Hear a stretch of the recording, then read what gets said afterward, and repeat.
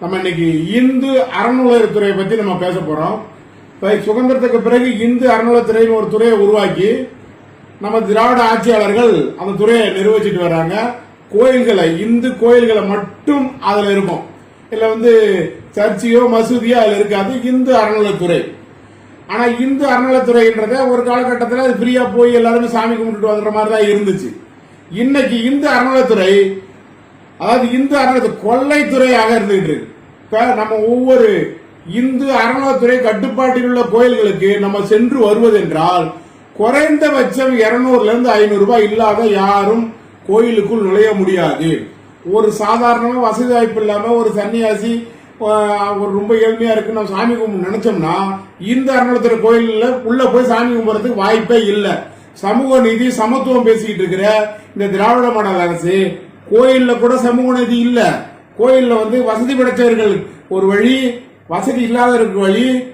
அதாவது சுத்தமா வசதியே இல்லாதவங்களுக்கு கோயிலுக்கு வெளியில் தான் சாமி கும்பிடணும், கோயில் வாசப்படியில நுழைய முடியாது.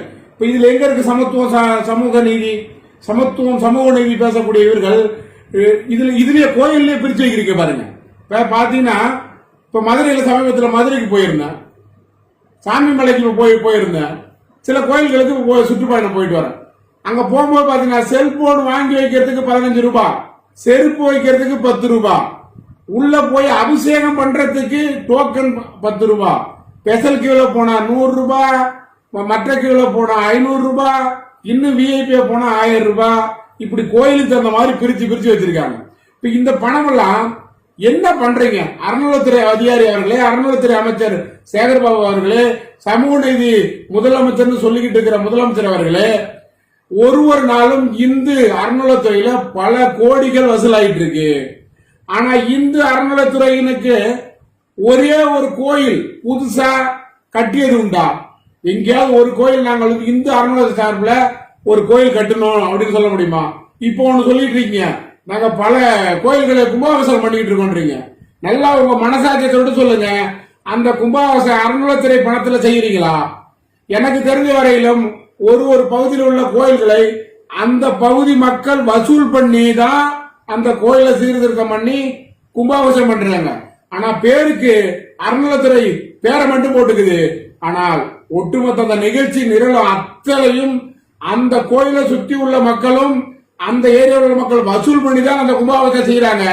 இது மனசாட்சி உள்ள அத்தனை பேருக்கும் தெரியும். ஒவ்வொரு ஏரியாவில் கும்பாபிஷேகம் பண்ணக்கூடிய ஏரியாவில் உள்ள அத்தனை பேருக்கும் தெரியும். இப்படி இந்த பணம் எல்லாம், அதாவது பல கோடி பணம் வந்துட்டு இருக்கு இந்து அறநிலையத்துறைக்கு. அந்த இந்து பசங்களுக்கு இல்ல இந்து பிள்ளைங்களுக்கு இல்ல இந்து கலாச்சாரத்தை ஏதாவது சொல்லிக் கொடுக்கறது ஏதாவது நடத்துறீங்களா? இல்ல அந்த பணத்தை என்ன பண்றீங்க? ஏதாவது வரவு செலவு உண்டா? அதிகாரிகளும் அமைச்சரும் கொள்ளையடிப்பதற்காக தான் இவ்வளவு வசூலா? இல்ல நான் சொல்லுங்க, பழமையான கோயில் இருக்கு, பல கோயில் இருக்கு, எதையாவது ஒரு கோயிலை புதுப்பிச்சு நான் கட்டணும்னு சொல்லுங்க பார்ப்போம். பல கோயில்கள் சிதிலம் அடைஞ்சு கட்ட முடியாத சூழ்நிலை இருக்காங்க. ஆனா அந்த கோயில எங்கேயாவது ஒரு கோயிலை கையில எடுத்து இந்த கோயிலை நான் பிரமாதமா கட்டி முடிச்சு கும்பாபிஷேகம் சொல்லுங்க. இருக்கிற கோயில பண்ணிட்டு இருக்கீங்க. இன்னைக்கு பாத்தீங்கன்னா திருச்செந்தூர்ல நீங்க கும்பாபிஷேகம் மார்த்தட்டி சொல்லக்கூடிய கோயில்ல கூட பல கோடிகள், ஒரு நபர் கூட 200 கோடி கொடுத்திருக்காரு. ஒரு நபர் டொனேஷன் 200 கோடி சிவனடார் கொடுத்திருக்காரு. இன்னும் அவ்வளவு போல இன்னும் பல பேர் கொடுத்துதான் அந்த கோயில் கும்பாபிஷேகம் நடந்த தவிர இந்த அறநிலையத்துறை பணமோ இல்ல திமுக அரசாங்க பணமோ அங்க ஒண்ணுமே கிடையாது. அப்ப இந்த மக்கள் எல்லாருமே ரொம்ப யோசிக்கணும். இப்ப நம்ம கோயிலுக்கு போறோம், இன்னொரு உதாரணம் சொல்ல பாருங்க. சிதம்பரம் நடராஜர் கோயில் மிகப்பெரிய கோயில், தமிழ்நாட்டிலேயே ஒரு எடுத்துக்காட்டக்கூடிய ஒரு கோயில். ஆனா அந்த கோயில் இந்த அறநிலையத்துறை கீழே இல்ல. ஒரே நேரத்தில் 1000 பேர் உள்ள போனா கூட 5 நிமிஷத்துல எல்லாரும் நின்று சாமியை கும்பிட்டு போயிட்டே இருக்காங்க. ஆனா எந்த அறநிலையத்துறை கோயிலுக்கு போனாலும் இந்த அப்படியே பெண்டு பெண்டா கேட்டை போட்டு சாமி கும்பிட்டு வர்றதுக்கு 7 மணி நேரம். ஏன் அப்படின்னா அந்த 7 மணி நேரம் ஆக்கினாதான் ஸ்பெஷல் தரிசனம்ட்டு டிக்கெட் அதிகமாச்சு, அதுல கொள்ளடிக்கலாம். நேரா மக்களை விட்டா சாமி கும்பிட்டு போனா அப்ப அங்க வசூல் கிடையாது. அப்ப சிதம்பரத்துல வராத கூட்டமா ஒரு நாளைக்கு பலாயிரம் பேர் வந்துகிட்டு இருக்காங்க. எங்கேயாவது கேட்டு இருக்கா?